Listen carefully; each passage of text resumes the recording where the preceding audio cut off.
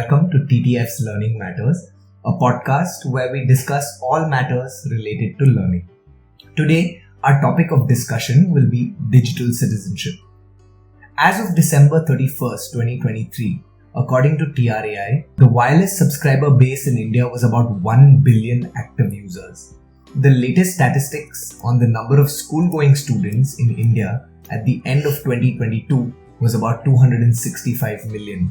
It may be safe to assume that about half of this number uses mobile phones today. That number is about 130 million. To put this in perspective, this number is about 40% of the entire population of the US. When you think about the basic necessities of today's world, you're naturally thinking roti, kapda, makan, which is food, clothing and shelter. But a fourth has also been added to this, and that is the internet.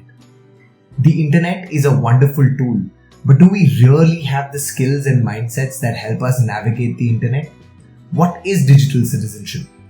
Why is digital literacy the need of the hour? To explore answers to these questions and more, we have with us Marzia Ibrahim from IT for Change, which is an NGO that aims to create a society in which digital technologies contribute to human rights, social justice, and equity. Thank you so much for coming here and agreeing to do this, Marzia. Hi, Soorya. Thank you for having me. Okay, great. I think we can just dive into the very first question, which is what people would naturally have on their minds, which is, what is digital citizenship? Yeah, so when we think about citizenship, we think about contributing to a just and humane society, right? We think about principles of equity, inclusion, freedom, and so on. Now that technology has become a core part of our world, with so many ongoing developments in alternate reality, automation, artificial intelligence, we have technology having a major impact on what the world is going to look like. So now when we think about digital citizenship, to me this means creating thoughtful, empathetic citizens who can navigate the online world with respect, integrity, and responsibility. People who can deal with the important ethical questions which are at the intersection of technology and humanity. People who can deconstruct digital phenomena, critically examine it, and then address problems and harms that it can pose. So, imagining technology in a way that can actually support human connections and global solidarity. Okay, great. I mean, makes sense, right? I think what you're talking about is the playing field is now shifted to an online space, but also a more global space, because online entails everything that's global. Thank you so much for that. And I think my next question to you would be, what is the difference between digital literacy and digital citizenship? Because these two words are out there and they're used commonly, interchangeably. But if you can just clearly tell us what is the difference between the two, digital literacy and digital citizenship.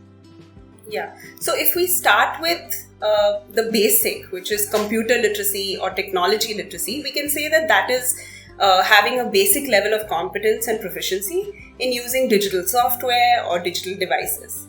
Now, going one step further than this, we can come to digital literacy, which is, to me, an important prerequisite to becoming a digital citizen.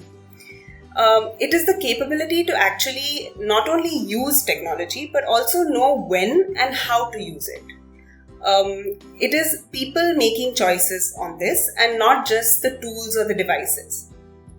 It is also connected to digital well-being, which is the ability to handle stresses that are posed by what happens online, the ability to engage in healthy digital behavior, and also use technology in a way that helps us to learn and grow. An interesting fact is that as per the latest ASAR report, among teenagers in rural India who can't even read a paragraph of text, over 30% can still browse the internet, and close to 50% of them can find a video on YouTube. So this tells us that the internet has penetrated deep into even rural areas, but what is worrying is that digital literacy is still a question. The concern is that many teenagers have still not learned to protect themselves from the dangers of the online world. While more than 90% of them use social media, only about 50% know how to do things like block a profile or how to make their account private. Okay, so this makes sense. If you connect this to the idea of literacy that existed in India before, it was just being able to read and write your name, right? Now I think the concept of literacy itself has evolved and it's become a lot more than that. And I'm guessing as teachers, because we are tasked with the responsibility of ensuring that our students become literate, they read with comprehension, they understand what they're reading. We are also tasked with the same responsibility, which is to make students digitally literate. And that is them being able to navigate their online spaces with understanding while also being safe, responsible, and respectful. Okay, so social media, right? All of us are on social media today, and I'm sure a lot of students are on social media. And we can say that social media is a double-edged sword. What are your thoughts on the same? And if you can just unpack this for us.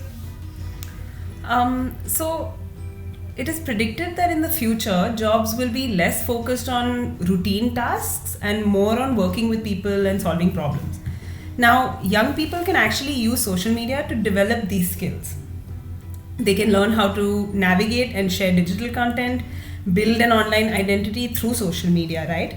Social media can provide a sense of belonging, community, access to support from like-minded individuals, an appreciation for different perspectives, and it can also reduce isolation.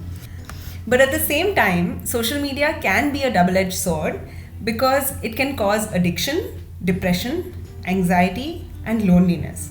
Now, these are serious things, right? There are so many platforms today that prioritize engagement over well-being of individuals. There are so many issues of privacy and personal information. So, social media connects us to the world. It provides us opportunities to receive information and news in real time. But youngsters really need to think about what they are showing the world and what they are consuming.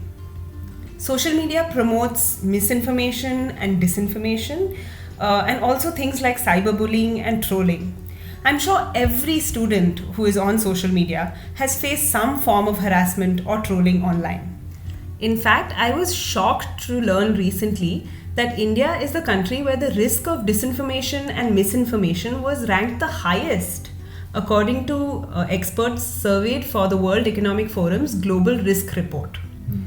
Manipulation of content to manufacture false narratives, distorting images, voice cloning, deep fakes, face swapping, all of these have become very common and can have a deep impact on the well-being of youngsters.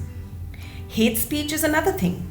Between January and March 2021, 85,247 videos violated YouTube hate speech policy, and more than 31.5 million pieces of content violated Facebook's hate speech policy in the same quarter and was subsequently removed from the platforms. Wow, those are huge numbers. I mean, I feel that students are not really educated on how to use social media, and nor are teachers actually. And I feel that it is their responsibility to tell them about the positive ways in which it can be used, but also be very aware of the negatives and how they can navigate this effectively, right? I mean, this naturally moves us to the next question, which is what are the skills that young people, as well as teachers for that matter, what should they possess or learn to be responsible global citizens? What are these skills? So I think for students and teachers, the most important thing is awareness. Because if you're not aware of the possible harms, then how can you possibly be safe and protect yourself as well as others, right? So although it might be a bit daunting, I feel teachers really need to learn about social media themselves. Teachers and students both need to learn how to secure data, report inappropriate content, and also learn about privacy policies and settings. They need to know how to stand up against misinformation and cyberbullying. All of this is an integral part of digital citizenship, but also encompasses something called digital resilience. Now, digital resilience is something which is having the ability to understand when you are at risk online and also knowing what to do if something goes wrong. So, doing things like setting aside time for digital detox, ensuring your physical well-being, doing things that help you relax. All of these things can help. Building a support network among students and teachers where people can share their challenges and discuss how to overcome them can be very, very useful. Teachers can keep in touch with professionals and organizations who can actually help students, when things go wrong. Yeah, I mean, definitely makes sense. My last question really is, how can schools incorporate digital citizenship education into their curriculum? Because I'm guessing this is not something that they're doing or not doing very consciously. It might be happening in pockets here and there, but like an entire school, how is it that the school can incorporate digital citizenship education? Yeah, so I think like we spoke about before, teachers and students being educated on such matters, having open conversations, and really creating spaces where they feel safe to share their experiences and what's happening online. But as part of curriculum, schools can introduce courses on cyber safety, fake news, and things like that, which have case studies, discussions, and debates. Schools can conduct advocacy and awareness campaigns on inappropriate use of the internet. They can take steps to address the impact of being online and what effect that can have on emotions, well-being, and physical health. What is really necessary is the need to start talking about what is actually happening in our world and why we should be concerned about it. Many schools, and textbooks today find that extremely embarrassing or even dangerous to talk about, but it's something that we really need to overcome because it is absolutely necessary. One very important thing that I would like to mention here is about technology adoption philosophies themselves. Schools and school systems can actually consider adopting free and open source software and open education resources, which actually promote public technology models where software is publicly owned and can be customized as per the needs of schools and teachers. This needs to replace the mainstream reliance that a lot of schools and school systems have on proprietary vendors that allow big tech companies to provide services while harvesting sensitive student and teacher data. So the organization that I work for, IT for Change, the work that we do actually involves engaging with governments and policymakers on this. Oh, okay, that makes sense, and that gives us a good idea of like the first steps that any school can take to sort of get this conversation going in schools. Thank you so much, Marzia, for coming and talking to us about all of these topics, right? We spoke about digital citizenship, how it entails being responsible online users.